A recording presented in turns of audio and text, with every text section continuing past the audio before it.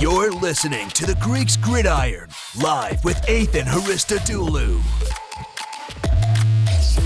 What's going on, everyone, and welcome back to more of the Greeks Gridiron. I am Ethan Haristodoulou, and today, on this July 20th, 2022, I am breaking down my top 5 cornerbacks going into the 2022 NFL season. The guys that'll be shutting down either your favorite wide receiver or maybe your rival's favorite wide receiver. So make sure you comment down below. Let me know, who are your top 5 ball hawking corners, the guys that'll shut people down every single week, week in and week out, giving offenses headaches.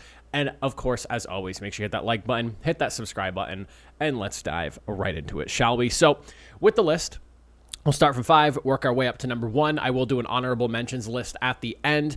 And I'm sure that this list here will be slightly controversial for some of you just because of who I do have on here and who I do not have on here. And I know a name or two not on this list is probably someone that could get brought up in the top 5 and will be argued by somebody, I'm sure. Starting with number 5, though, this is someone who I don't think has gotten quite the credit for how good of a cornerback he has been over the longevity of his career. And I want to make sure that I give him credit here because he has really gotten good over there in Philadelphia, and that is Darius Slay. You want to talk about a guy who has been around for quite some time and is probably a name that some people are only starting to really hear the noise from within the last few seasons since he's been in Philadelphia because he spent so much time in the Lions, and when he was over there, I don't think he got quite the love he deserved. But being in Philadelphia, man, he has just become a stalwart in that secondary over there. He had 3 picks last year, one of them being a pick 6. He had 9 pass breakups, only 3 touchdowns credited towards his way, with a completion percentage allowed of only 58.8% and a 74.4 QBR. This is a guy who, quite frankly, for the last, I want to say, I think his career has been 7 or 8 years now, has been a very consistent and very high-end corner. And like I said, and even myself included, I feel as a guy who has been missed a lot by a lot of teams. But last year, he really looked good. You couple all those numbers I just read with you with the 535 yards that he allowed, which I believe is second lowest on this list here. And the 17 stops that he had on defense, and if you're wondering what a stop means, this is a number I pulled from PFF, which essentially is a tackle that equals an offensive failure. So think like, a play that gets stopped for like maybe a 1-yard gain, or like a tackle at the line of scrimmage or in the backfield, things like that. Things that'll essentially just completely blow up an offensive play. He had 17 of them last year, which is a pretty good number compared to some of the guys on the list here. I think Darius Slay has been a model of consistency and a guy who has been able to really handle his own against some of the top-end receivers, especially just the last couple of years, or 2 or 3 years now that he's been over there in Philadelphia. I love his game. I love that he's an older guy too, and by older, I mean 30 years old, so, older, quote-unquote, but I love the game that he brings to the table, and I do think that he is one of the better corners in the league right now. He grades out really well. I mean, and again, his game tape shows it. Like, not only does he have the numbers, but if you go back and you watch the game film, he does an excellent job when it comes to his coverages. I really like his play style. I love his attitude, and I definitely think he's deserving of a top 5 spot and has been for quite some time now. But again, slightly overlooked because of the time he spent over there in Detroit, and I think is getting a little bit more love now that he's over there in Philadelphia doing his thing the last few years.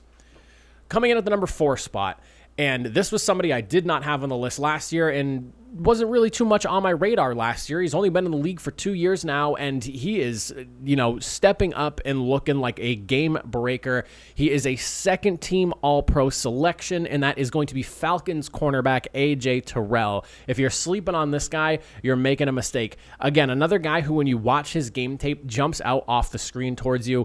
He has 3 interceptions last season, 16 pass breakups. Another guy with only 3 touchdowns credited going his way. He had a forced fumble on top of that, allowing only a 50% completion percentage and a QBR of 61. 61. This guy is in his 2nd year of the NFL, and he is playing as one of the best corners in the league. He allowed only 417 yards in that the stop statistic that I brought up to you guys a second ago with Darius Slay. He had 18 of them, one more than Darius. And again, 2nd team All-Pro selection, a guy that I think does an excellent job at shutting down pretty much any team's best wide receiver that comes his way or whoever lines up on his side of the field. I love his game. I love his attitude. And again, cornerback is such a difficult position. And for someone like AJ Terrell, who's only been in the league for 2 seasons now, to come in and do what he's doing, where he's turning the ball over through the air with interceptions, he's punching the ball out of people's arms. It's literally a 50-50 shot, whether you're completing the ball when you send it to his direction. I mean, talk about an absolute headache and guy you need to game plan around on the offense. And again, fingers crossed that he's not knocking the ball out of your receiver's hands. He had 16 pass breakups altogether last season. A guy who's good at getting his hands between the football and receivers' hands. I cannot stress enough. One of the rising stars in the NFL. If you have not watched his game tape, I wish I could show it on screen for you guys here. Otherwise, I'd probably get copyright stricken by the NFL. I wish I could show game tape with all this stuff. That is probably my one gripe about doing this whole thing here. But if you have not checked out his stuff, go check out some of his highlights and some of the games from last year. AJ Terrell, another one of those guys that stands out and jumps right off the screen at you. Coming in at number 3, and this one's tough because he barely played last year, but I cannot ignore how good he has become prior to last season and the year he had before last year. He was ranked as my number 1 corner going into last year and unfortunately fell to injury. He had an interception in the short time he played during last season in the regular season, but I cannot make this list and ignore him just because he didn't play last year. I have guys who, missed some time in other Power 5 or top 5 rankings, not Power 5 rankings, top 5 rankings, excuse me. And I cannot ignore him. Cornerback from the Green Bay Packers, JAIRE Alexander. I think I would be doing him a disservice leaving him off the list just because of the fact that he didn't play last year. JAIRE Alexander, when he was healthy the year prior, in my opinion, in coverage alone, when we're just talking in coverage alone, was potentially a better coverage cornerback than Jalen Ramsey was. I think when you think of the 2021 season, Jalen Ramsey was the overall better cornerback, but when it came to just strictly coverage, JAIRE Alexander shut it down just a couple of seasons ago, and I can't ignore how good he has become for the Green Bay Packers. I think he is a humongous piece of that defense, and him being healthy is going to be huge for them this season, especially considering when you look at the offense and just kind of how they've, stepped back because of the wide receiver group and whatnot. It's going to be massive to have a all-pro, all-star cornerback like JAIRE Alexander, who you can line up across the other team's best wide receiver, and he can do his thing and shut them down and, hold them to low yardage, get those interceptions, or maybe just, blanket one side of the field and create problems where, offenses need to just focus on the opposite side of the field wherever he's not. JAIRE Alexander is a guy who, in coverage, you do not want to be throwing the football too often because he's either going to break up the play or he's going to make you pay with an interception. And again, I feel like I would be doing a disservice to JAIRE. I would be doing a disservice to my Power 5 or my top 5 list here by not putting him in the top 5 here. And I almost put him higher than this, but I think I felt I needed to maybe drop him a spot because there's a guy that's coming up next in front of him here who this is an interesting one. Coming in at number 2, I'm curious if there was like one that I was wrong about on this list. I guess you could say maybe it's this one here because he did so well in the system he was in previously, and now he's on a new team, going in with a pretty excellent pair of pass rushers to boot to really help and make his job easier. Something he didn't necessarily have when he was in New England. I'm going J.C. Jackson, man. Second team All-Pro selection. I mean, the numbers speak for himself the last couple of years as a starter. He has been a turnover-forcing machine. 8 interceptions last year. He also had a forced fumble on top of that, so 9 turnovers forced altogether. He had a pick 6 in one of those 8 interceptions. 23 pass breakups led the league. 3 touchdowns allowed. 49.1% completion percentage coming his way. Less than a 50-50 shot of completing a ball when you're sending it in the direction of his position, wherever he is on the field.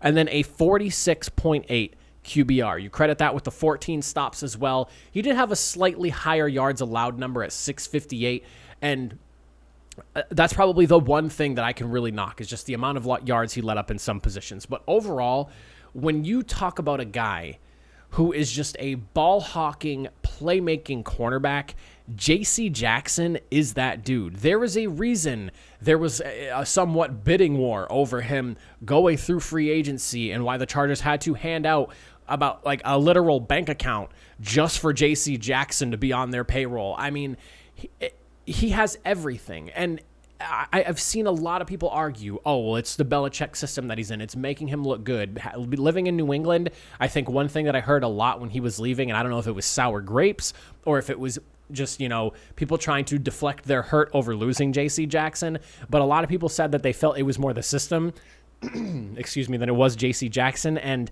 I just don't know if that's true. I know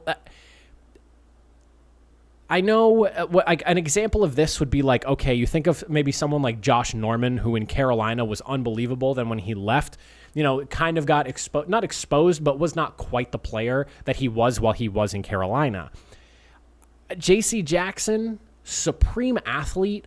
And on top of that, he is a ball hawking machine. I don't think that the production he had over there in New England was solely just because Bill Belichick was putting him in the right positions. I don't think so. There's a lot that goes on in a football field at every given moment. Cornerback is one of the hardest positions to thrive at, and JC Jackson plays in such an instinctual way that he completely shuts down whatever side of the football field he is on and is a nightmare to throw to. I think he can carry that over into San Diego. Oh my goodness, Los Angeles Chargers, excuse me. I think he can carry that over to the Chargers. They have such a good pass rushing duo over there now with the combination of Khalil Mack and Joey Bosa, and already a pretty solid secondary, not necessarily the best without him, but adding him in there makes it a really good group.